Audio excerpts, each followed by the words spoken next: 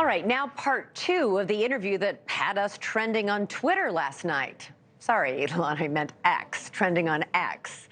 UFO whistleblower David Grusch is peeved, to say it diplomatically, about the massive piece of federal legislation called the 2024 National Defense Authorization Act, or NDAA, as it's expected to go to vote this week.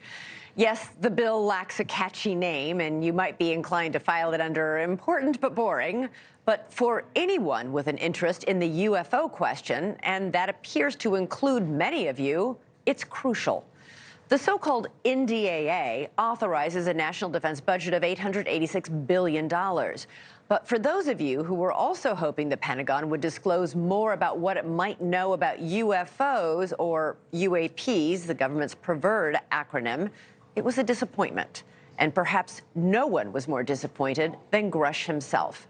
The man who helped raise awareness of UAPs to the American public with his exclusive NewsNation interview and later in sworn testimony before Congress was referring to two key provisions that were killed from that NDAA last week. One called for a provision for eminent domain, which would have meant that government would have had control over all non-human technology recovered or housed by private companies.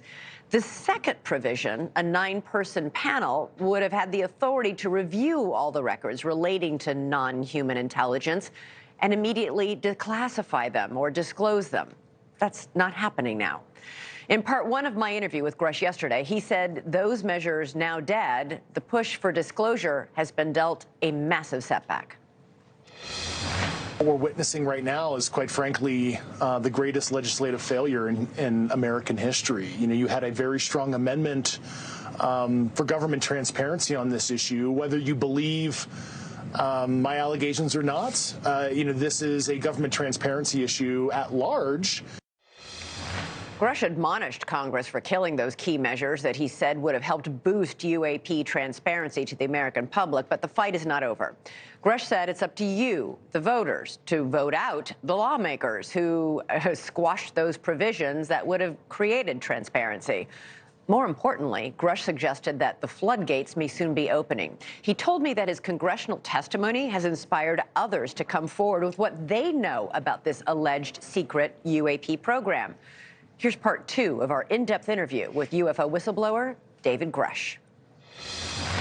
David, when you first talked to us several months ago, you said you had spoken to about 40 people who had proof that the government had recovered these alien spacecraft, non-human remains. In the past months since then, have you seen any more testimony to support that, or any firsthand encounters with information?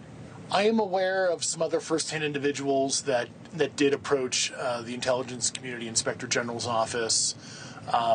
You know, of course, I'm not privy to their precise complaints because you know, I'm not a recipient of that. But I do know of a couple other individuals that are known to me that did go to the Inspector General after my testimony this summer. So your testimony sparked other people to come forward with their stories of what they've seen in these secret programs? Yes. You recently did an interview with Joe Rogan on his podcast, and you said something that really took me aback. You said that you believed that the United States government has killed people for trying to go public with a story. Really? Those are concerns that certain scientists on the program that are known to me, you know, presented that to myself, but I did direct them to the appropriate authorities on that. That's something that I don't know firsthand. That's something they espouse, but because of the serious nature of that, you know, I directed them to the appropriate authorities, such as the Inspector General staff and law enforcement. So I can't speak to that because that's something that they espoused, and I directed them to the right authorities. Other people were worried about that, not you. I had some unique things happen in my personal life that, you know, were some of the causal factors for me to file a complaint, some things that my wife and I had noticed, some intimidation. I can't get into the exact nature. I did provide that information to the Inspector General, and hopefully they've referred it to appropriate federal law enforcement and counterintelligence personnel, but I can't discuss that publicly because of the sensitive nature of that for my own protection and for the integrity of the investigation. Yeah, because if you really believe that the government has done that in the past with people who've tried to expose this UFO program, why are you still alive? You've done more to expose it than anyone else. Well, that's one of the reasons why I went public, and certainly I was shown that, they can touch me at any time, and that's what led me to not only contact my former agencies, counterintelligence folks with, what I witnessed, and I provided evidence to that fact, but filed the complaint, and certainly going public was the appropriate move for me for my own protection, so, for a lot of reasons. I wanted to also direct you to some video that we're going to show you from April of 2023. AARO Director Sean Kirkpatrick presented the world with the video that we're going to be looking at. Do you think that there are some of these unresolved cases that are indeed from non-human intelligence? I mean, as I was the co-lead at the National Geospatial Intelligence Agency for UAP, there were certainly a lot of unmanned aerial systems and other manned platform videos that, myself and my team analyzed, and a lot of it was highly anomalous. We didn't come down to a definitive answer with some of the cases, which, of course, those cases are classified, so I have to talk generally, but definitely showed a lot of different weird we'll just say morphologies and other optical characteristics that didn't comport with kind of known things that, my team was familiar with. But I think the jury's out on that, and I really hope that AARO is investigating those with, the full power of their office. Kirkpatrick is stepping down from leadership of AARO. What's your reaction to that?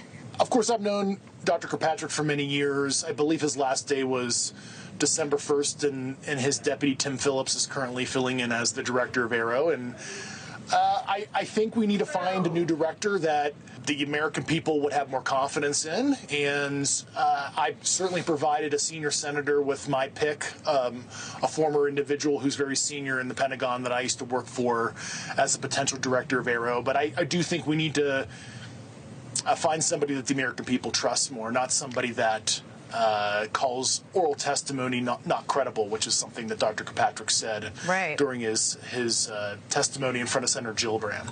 You believe that there are defense contractors that are holding some of these remnants of spacecraft of some kind to try and reverse engineer and figure out how they work so that they can create brand new state-of-the-art weaponry?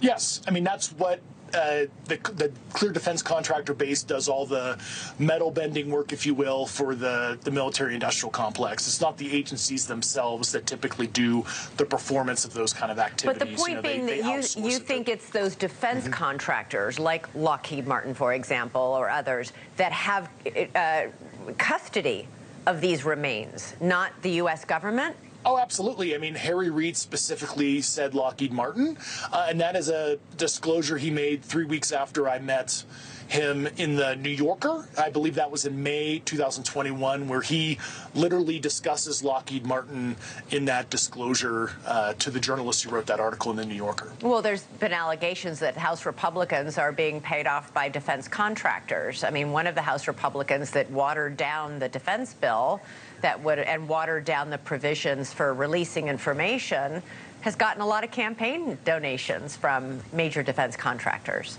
Yeah, that's publicly, you can look that up with PAC donations with some of these Republicans. It's the big three that have typically donated to some of these big committee chairs, right? Same thing with Mike Rogers. I'm just curious how your life has changed since you went public with all this.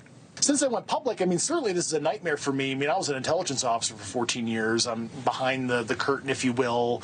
I never wanted to do this, but my sense of service, I decided to do this for the right reasons, I think, to hold Congress accountable, hold the IG accountable, and the executive branch accountable, because we have a severe constitutional crisis right now. This is not a laughing matter. We have a severe oversight issue where there's a caste system of individuals.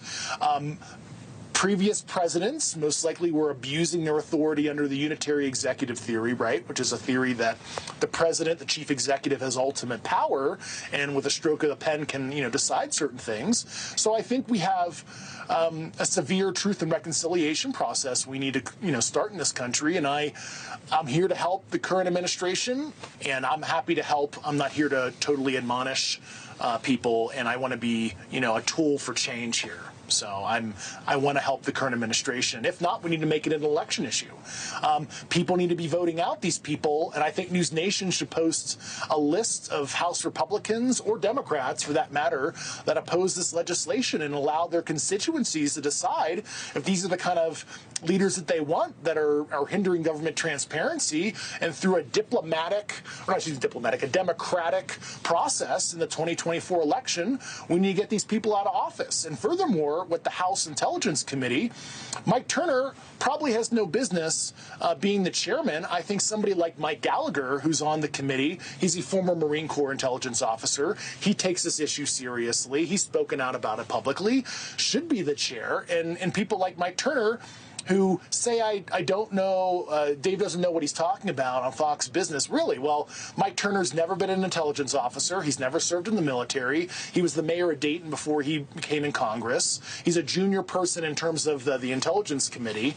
And I gave his committee 5 hours of testimony last December, and Mike Turner's staff never invited me back for more. They were not inquisitive to understand the issue more broadly or more in depth, and there's probably a reason behind that. And I just don't appreciate people that don't want transparency on the matter, quite frankly. David Grusch, great to talk to you. Thank you so much. Thank you for having me on.